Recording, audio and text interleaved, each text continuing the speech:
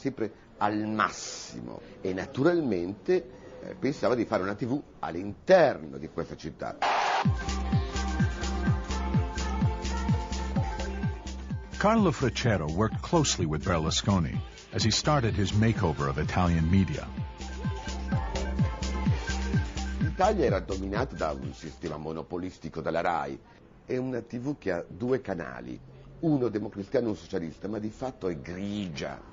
Finisce alle 11, è una TV dove le ballerine sono tutte vestite. Since the 1950s, Rai TV was a state-owned network with its channels divided among the political parties. Berlusconi broke the monopoly and created a whole new advertising market by importing popular American soaps, sitcoms, and drama series, and an endless cabaret of dancing girls. E invece questa TV comincia invece ad acquisire un altro valore quando appare tutto questo mondo nuovo, nuovissimo. Si cominciano a vedere di notte degli spogliarelli, dei porno, dei giochi strani. È come se si fosse stappato in qualche modo la pancia del paese. L'Italia vuole ubriacarsi, divertire, consumare. Fulfilling these desires made Berlusconi a very rich man. Tutto ciò avviene senza telegiornale, ma solamente formando un pubblico che è più forte, più importante che informarlo. Si crea, cioè la TV deve creare maggioranza, deve creare ascolto e l'ascolto è legato naturalmente poi al fatturato pubblicitario. E in questo piccolo sillogismo si fonda l'impero di Berlusconi. By 2001, that formula had made Berlusconi the richest man in Italy. He owned the country's top publishing and advertising companies, the fabled AC Milan soccer team, a bank, insurance companies, and 3 of the 7 national TV stations. He owns the whole country. He owns the whole television. He owns most of the press. He controls all the media. He's in every important business. He controls the bank. It's unbelievable. Rai TV, the public TV networks, were Berlusconi's only significant competition. If elected prime minister, he would gain political control of Rai and power over 90% of national television, the main source of news for most Italians. In any theory of democracy, one makes the argument that one of the characteristics of dictatorships is the monopoly of information, you know. So here we have almost a monopoly of information. That's the reply to your question. What does it do to democracy? It destroys it in substance. But Berlusconi's lingering legal problems were troubling, both at home and abroad. In the last election, The Economist ran a cover story before the election with a picture of Berlusconi, and the headline was, "Unfit to govern Italy." And that was a very strong message.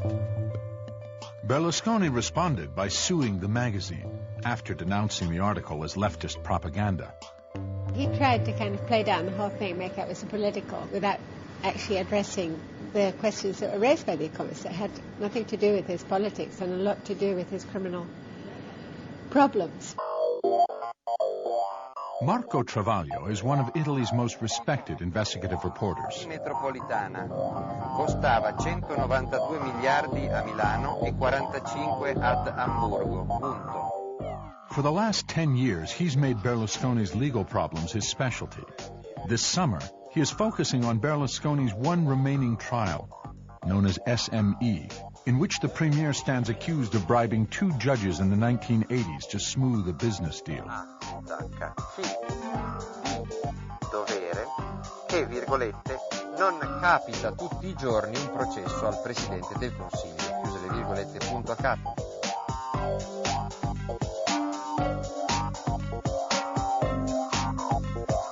Io vengo da Milano, dove alle 2:30 è iniziata la requisitoria di Ilda Boccassini nel processo SME.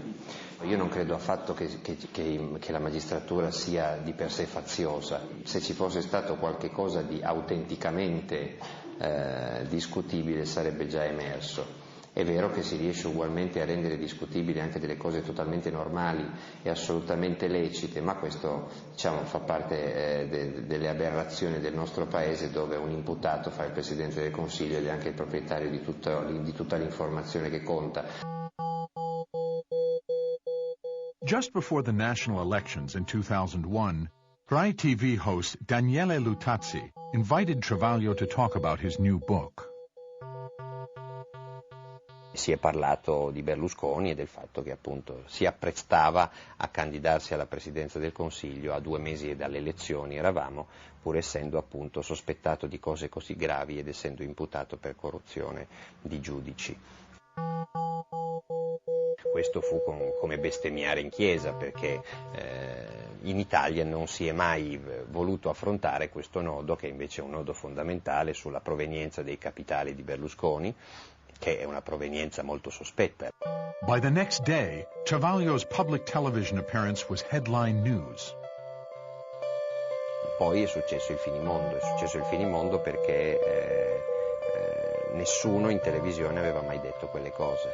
Berlusconi and his team responded by launching 10 separate lawsuits against Travaglio and sued Luttazzi as well.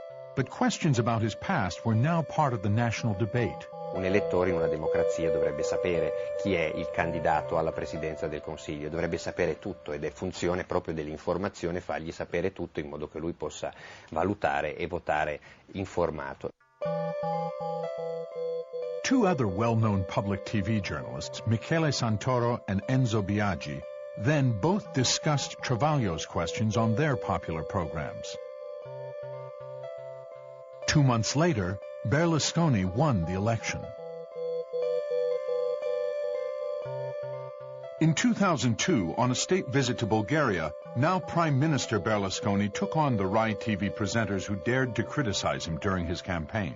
Biagi, come si chiama quell'altro? Santoro, ma l'altro?